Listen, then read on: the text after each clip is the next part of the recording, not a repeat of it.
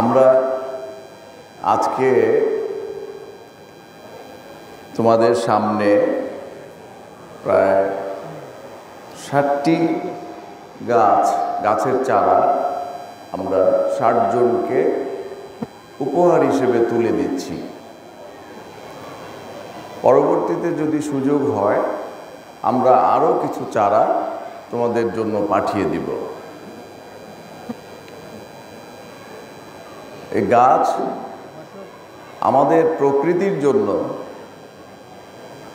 একটি অত্যন্ত মূল্যবান সম্পদ, কিন্তু আমরা কি করি, যত্রতত্র যখন তখন আমাদের প্রয়োজনে অপ্রয়োজনে আমরা গাছ কেটে ফেলি।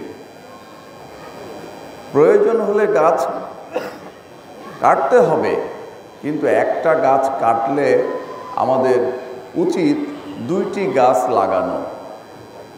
কারণ আমরা জীব হিসেবে পৃথিবীতে বেঁচে আছি, আমরা প্রতি মুহূর্তে অক্সিজেন গ্রহণ করি এবং কার্বন ডাই অক্সাইড ত্যাগ করি।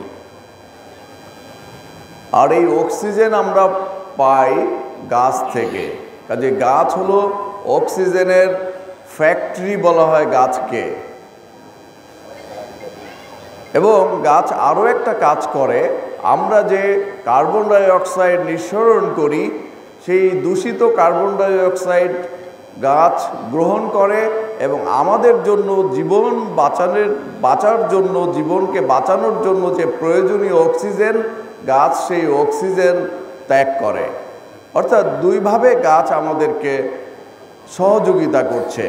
এক, প্রয়োজনীয় অক্সিজেন সাপ্লাই দিচ্ছে, আর 2, বিষাক্ত কার্বন ডাই অক্সাইড গ্রহণ করছে।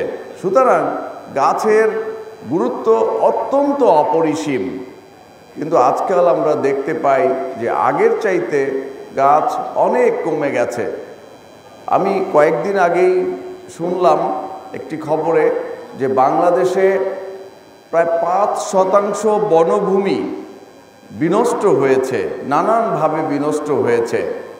চোরা কারবারিরা করছে এবং আমাদের যে ইট ভাটায় গাছ কেটে জ্বালানি হিসেবে ইট পোড়ানো হয় সেখানে গাছ বিনষ্ট হচ্ছে।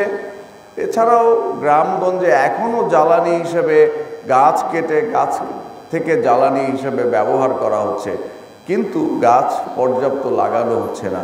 সুতরাং এখন যদি আমরা বাঁচতে চাই এবং বাংলাদেশের পরিবেশকে যদি বাঁচাতে চাই, তাহলে আমাদের জন্য খুবই দরকারি প্রত্যেকের একটি করে গাছ লাগানো।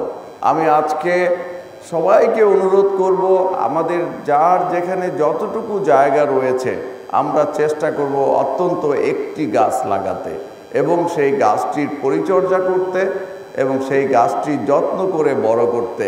তাহলে কি হবে, আমরা বাঁচব, আমাদের পরবর্তী জেনারেশন বাঁচবে। তারা অক্সিজেন পাবে, ভালো ফেয়ার অক্সিজেন পাবে, ফ্রেশ অক্সিজেন পাবে এবং সুস্থ দেহে তারা বেঁচে থাকতে পারবে। সুতরাং গাছের গুরুত্ব অনুধাবন করেই আমাদের সচেতন হতে হবে। আমরা গাছ কাটবো কম, লাগাবো বেশি।